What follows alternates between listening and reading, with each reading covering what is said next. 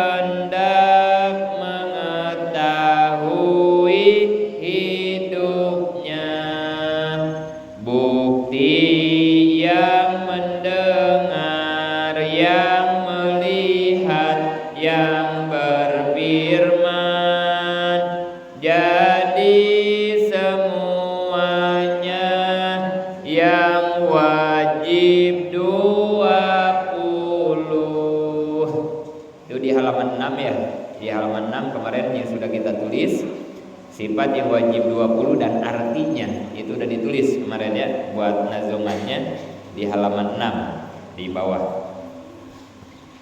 Jadi yang wajib diketahui oleh para mukallaf adalah yang pertama sifat yang wajib di Allah yang jumlahnya ada 20. Kemudian Kata wajib di sini wajib menurut akal. Perhatikan ibu-ibu. Jadi wajib di sini wajibnya wajib menurut akal, bukan wajib menurut ilmu fikih. Kalau wajib menurut ilmu fikih kemarin udah ya, dikerjakan dapat pahala, ditinggalkan dapat dosa. Itu wajib menurut ilmu fikih. Nah, kalau di sini mah wajibnya wajib menurut akal. Itu ya. Apa wajib menurut akal? Kita baca bareng. Ma yatasawwaru fil aqli wujuduhu wa la yatasawwaru fil aqli adamuhu. Nah, itu wajib menurut akal. Beda sama wajib menurut fikih, beda. Hati-hati nih, jangan salah ya. Kalau wajib menurut fikih mah dikerjakan dapat pahala, ditinggalkan dapat dosa. Kalau menurut akal mah sesuatu yang dapat tergambar adanya menurut akal dan tidak tergambar tidak adanya. Jadi gampangnya beginilah, wajib akli disebutnya ya, wajib akli, wajib menurut akal. Sesuatu yang dimengerti oleh akal adanya dan tidak dimengerti oleh akal tidak adanya, gitu ya. Akal kita ngerti kalau itu ada, akal kita tidak ngerti kalau itu tidak ada. Nah, wajib akli deh begitu ya. Contoh, biar gampang nih contoh. Allah itu wajib kudrot. Misalnya gitu contohnya ya. Allah itu wajib kudrot. Kudrot itu artinya apa? Berkuasa. Berarti Allah wajib berkuasa. Nah, wajib di situ wajib menurut apa? Akal. Awas, jangan wajib kata fikih. Bukan dikerjain dapat pahala ditinggalin, bukan itu ya. Tapi ini wajibnya menurut akal. Berarti gimana? Jadi gini, menurut akal kita ngerti kalau Allah itu berkuasa. Nah, gitu ya. Akal kita enggak ngerti kalau Allah itu tidak berkuasa. Gitu berarti ya. Wajib akli begitu ya pemahamannya. Kira-kira kalau ada yang bilang sama ibu-ibu, Bu, Allah itu tidak berkuasa, ibu-ibu bakal nerima enggak? Enggak bakalan percaya. Masa Allah enggak berkuasa? Allah mah berkuasa. Nah, kan begitu ya. Nah, berarti itu yang meyakini Allah itu berkuasa siapa? Akal kita. Akal kita kan ya? Akal kita mewajibkan. Berarti kan gitu ya. Akal kita mewajibkan bahwa Allah itu wajib kudrot, wajib berkuasa. Itu akal. Urusannya sama akal kita. Makanya wajibnya disebut wajib akli, gitu ya. Terus sifat Allah adalah hak Allah. Artinya walaupun tidak ada yang percaya bahwa Allah tidak punya sifat, Allah tetap mempunyainya. Tidak menunggu keputusan ulama atau nabi, tidak pula menunggu adanya alam semesta atau manusia yang berpikir. Walaupun Allah tidak menciptakan alam raya, Allah tetap mempunyai sifat 20. Jadi begini, sifat yang wajib di Allah yang 20 itu wajib adanya menurut akal, tapi tidak bergantung kepada adanya akal, gitu ya. Tidak bergantung kepada makhluk, tidak bergantung kepada siapapun. Mau ada akal, mau ada makhluk, mau nggak ada, Allah mah tetap wajib memiliki sifat yang 20. Gitu maksudnya ya. Dipahami juga ini ya. Jadi nggak tergantung kepada siapapun. Itu. 4. Apabila ada makhluk atau manusia yang mempunyai sifat seperti sifat Allah, itu sebutan saja dan keberadaannya tidak akan sama. Seperti presiden berkuasa tapi tidak sama dengan kuasanya Allah. Jadi gini, kalau ada makhluk yang sama punya sifat kayak Allah, awas, yakini ya, itu bukan sama, itu mah sebutan doang. Pada hakikatnya mah nggak mungkin sama, pasti beda. Allah berkuasa, presiden berkuasa nggak? Berkuasa. Sama nggak kuasanya Allah dengan kuasanya presiden? Pasti beda. Allah melihat, kita melihat nggak? Melihat. Sama nggak penglihatan Allah dengan penglihatan kita? Pasti beda, harus beda, gitu ya. Bedanya apa? Penglihatan Allah dengan penglihatan kita, bedanya apa?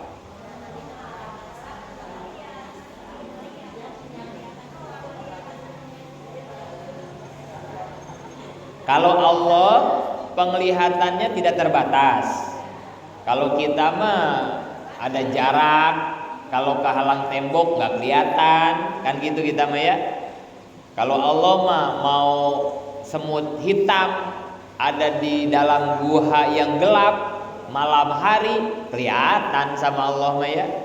Kita mah nggak bisa. Nah itu salah satu yang membedakan penglihatan Allah dengan penglihatan kita. Sebutannya doang sama, sebutannya doang ya. Allah melihat, kita juga melihat. Padahal hakikatnya mah beda, gitu ya. Terus wa ma yastahilu, nomor 2 nih ibu-ibu. Wa ma yastahilu ini nomor 2. Jadi satu yang wajib dimakrifatkan oleh mukallaf tadi, nomor 1 adalah sifat-sifat yang wajib di Allah. Itu ya, nomor 1 itu ya. Nah ini nomor 2. Nomor 2 yang wajib kita makrifatkan adalah hal-hal perkara sifat yang mustahil di Allah. Jadi nomor 2 teh wajib kita percaya kepada sifat yang mustahil di Allah. Ada berapa sifat yang mustahil di Allah? Ada berapa? 20 juga sama. Halaman 7. Ya, di halaman 7 di belakang itu ada. Adam hudus pana mumasalah lil hawadisi ihtiyaj ta'adud aju karoha jahal maut soma afya soma a'ma abkam ajijan karihan jahilan maitan asoma a'ma abkama. Halaman 7 itu ya, sifat yang mustahil di Allah 20 ya. Itu wajib kita percaya. Apa yang disebut sifat yang mustahil? Halaman 13 bareng. Malayatasawwaru fil akli wujuduhu wa yatasawwaru fil akli adamuhu. Kebalikan ya, kebalikan dari sifat yang wajib. Tadi sifat yang wajib mah adanya dimengerti oleh akal, tidak adanya tidak dimengerti oleh akal, kan begitu ya? Yang wajib mah tadi ya. Kalau mustahil ini kebalikannya, adanya tidak dimengerti, tidak adanya dimengerti. Nah gitu. Contohnya nih yang mustahil. Allah mati, mustahil kan itu ya? Allah mati. Kira-kira kita percaya nggak kalau dibilang Allah mati? Enggak. Jadi enggaknya yang kita percaya.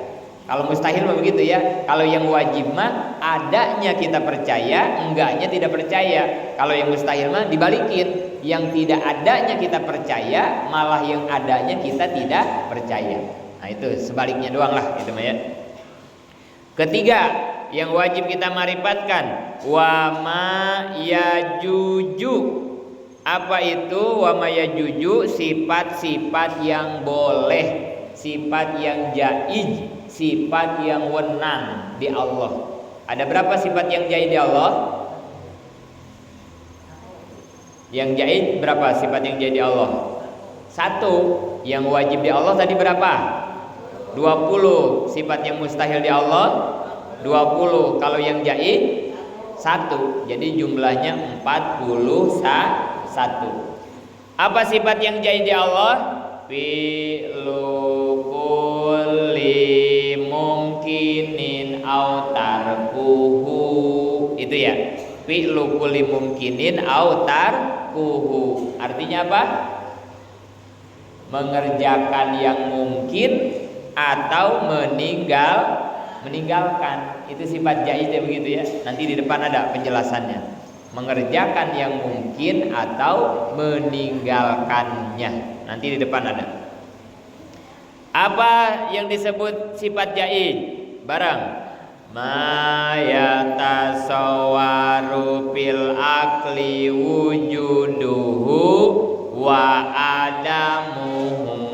Sesuatu yang dimengerti oleh akal adanya dan tidak adanya.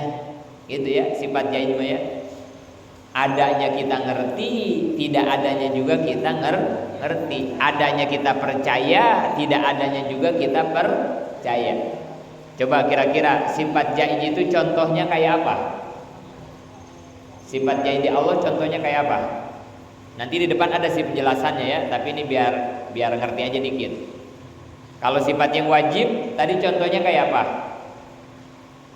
Allah wajib berkuasa, kan gitu ya contohnya ya. Allah wajib kudrot, contohnya kan gitu. Kalau sifat yang mustahil contohnya kayak apa? Allah mati, misalnya tadi kan begitu ya.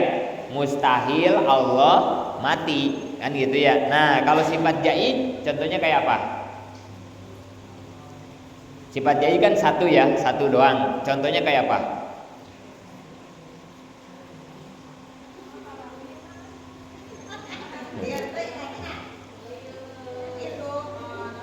Pelan-pelan aja, nggak apa-apa, pelan-pelan aja ini mah ya. Biar kalau paham kan enak gitu ya. Tapi pelan-pelan aja, pahamnya pelan-pelan aja ya.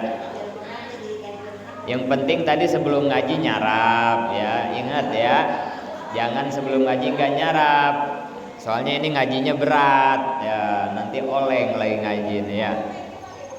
Mikirin ngaji tijan nanti pingsan ibu-ibu belum nyarap ya. Jangan lupa ya sebelum ngaji nyarap dulu, minum susu ya. Biar pinter kita minum susu. Minum madu, minum vitamin. Gak apa-apa ini mah pakai bahasa kita aja yang sederhana ya, biar gampang dipahami. Sifat yang wajib contohnya Allah wajib berkuasa, kan begitu contohnya ya. Sifat yang mustahil, mustahil Allah mati, nah kan gitu ya. Nah sekarang sifat yang jaiz contohnya Allah menciptakan kita, misalnya kan gitu ya. Allah menciptakan kita. Allah nyiptain kita wajib, mustahil apa jaiz? Nyiptain kita ya. Allah buat nyiptain kita ini wajib, mustahil apa jaiz? Kayak begitu contohnya. Terserah Allah, jaiznya kan begitu ya. Mau nyiptain kita boleh, enggak nyiptain kita juga boleh. Adanya dimengerti, tidak adanya juga dimengerti. Jaiznya begitu.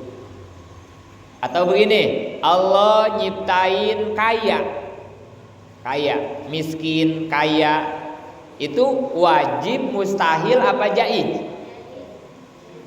Nah ini dalam kehidupan kita soalnya ya, kalau gak paham bahaya. Maka penting kita paham ini. Allah bikin kita kaya, bikin kita miskin, itu teh wajib, mustahil apa jaiz? Jaiz. Berarti kalau jaiz bagaimana? Mau dibikin miskin boleh, mau dibikin kaya juga. Nah gitu. Atau pinter sama bodoh, itu juga sama jaiz. Ibu-ibu ngaji nih, ngaji, ngedengerin, ngeliat kitab, nulis. Pengennya ibu ngerti apa nggak ngerti? Ngerti. Tapi masalah ngerti dan tidak ngerti itu wajib, jaiz apa mustahil? Jaiz. Karena jaiz ya terserah Allah. Walaupun ibu-ibu udah husu ngaji, kalau kata Allah bodoh, bodoh aja. Gitu kan? Ini kalau nggak dipahami nanti kita, saya kan udah ngaji, udah ngedengerin, kok bodoh aja sih? Kan ini urusan jaiz. Sehat, sakit itu jaiz, ya. Sehat dan sakit itu nggak wajib, nggak mustahil, jaiz. Ibu-ibu sakit, udah berobat ke sini ke sono kagak sembuh-sembuh, ya itu kan urusan jaiz. Terserah Allah aja, Allah mau ngasih sembuh terserah Allah, mau ngasih sakit juga terserah. Nah kan ini enak kalau memahami ini jadinya ya. Oh iya ya, ini kan urusan jaiz. Kenapa saya pakai ngotot? Kenapa saya pakai berharap banyak? Nah gitu ya.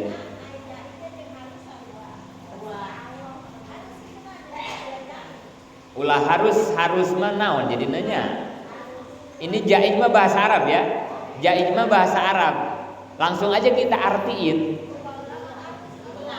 Ya, ini kalau harus bingung ya kalau harus mah. Udah aja pakai bahasa kitab ya. Jaiz, jaiz ini bahasa Arab. Jaiz itu artinya Allah mau mengerjakan boleh, tidak mengerjakan juga. Fi'lu kulli mumkinin au, itu kan jaiz begitu ya. Fi'lu kulli mumkinin au, mengerjakan boleh, meninggalkan. Contohnya kayak apa? Sakit sehat, bodoh pintar, kaya miskin, punya anak sama mandul, bahagia sama sengsara, itu jaiz semua. Kalau kita memahami tentang ini, nah nanti kan paling enggak ya udah kita sadar. Oh iya, kewajiban saya kan berobat, kewajiban saya kan ikhtiar. Masalah sehatnya, masalah tidak sembuhnya itu mah urusan Allah, dan itu bukan wajib. Ingetin ya, itu hak Allah tapi bukan wajib, bukan mustahil, itu jaiz. Orang berobat nggak wajib sembuh, berarti kan begitu ya. Orang berobat itu nggak wajib sembuh. Orang yang tidak berobat juga tidak mustahil sembuh. Nah, gitu ya pemahamannya ya. Ingat, sembuh dan sakit itu dari siapa? Allah. Tapi urusan sembuh dan sakit mah bukan masalah wajib, bukan masalah mustahil, tapi masalah jaiz. Berarti gimana? Orang sembuh nggak wajib, orang sakit nggak mustahil, tapi yang ada mau sembuh mau sehat terserah Allah. Nah, gitu ya pemahamannya ya. Harus ke situ ya. Anak kita bader, dinasehatin, disekolahin, dimesantrenin, bader aja. Karena urusan bader dan nurut itu urusan jaiz dari Allah. Guru nggak bisa bikin soleh, orang tua nasehatin nggak bisa bikin nurut, nggak bisa. Itu mah dari Allah tapi urusannya jaiz. Nggak begini, kamu udah dimesantrenin wajib jadi anak soleh. Nggak ada wajib, nggak ada, bukan wajib. Kamu dipesantrenin boleh soleh, boleh bader. Nah begitu yang benar mah.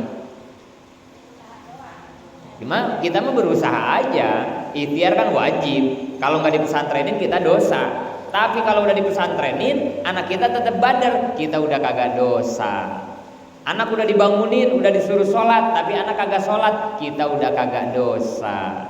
Karena urusan anak bisa sholat dan tidak sholat itu mah urusan Allah. Bagi Allah itu adalah jaiz, terserah Allah. Anak kita mau dibikin tukang sholat, nggak pernah sholat, terserah Allah. Kewajiban kita menyuruh doang, ngasih tahu, ingetin, nasehatin, gitu. Itu ya, pemahaman jaiz itu harus sampai ke sana pemahaman ya. Beda sama urusan wajib, beda sama urusan mustahil ya. Terus sifat wujud. Nah, ini mulai kita akan membahas satu persatu sifat yang wajib di Allah yang 20. Pertama yang akan kita bahas adalah sifat wujud. Lanjut apa doa? Ini terserah ibu-ibu ini ya. Soalnya ini jam 9:30 jamnya ya. Tapi kayaknya barusan aja udah rada oleng-oleng kan begitu ya. Jadi majid mah ikut para netizen aja ya. Mau lanjut hayu, mau baca doa juga alhamdulillah ya. Ya, mau lanjut apa mau baca doa?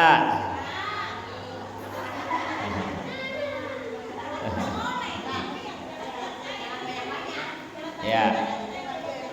Jangan banyak-banyak deh ya. Yang penting walaupun 20 menit kita ngaji ya. Mudah-mudahan manfaat. Besok kita lanjutkan sifat wujud ya. Insyaallah sifat wujud minggu depan. Robbi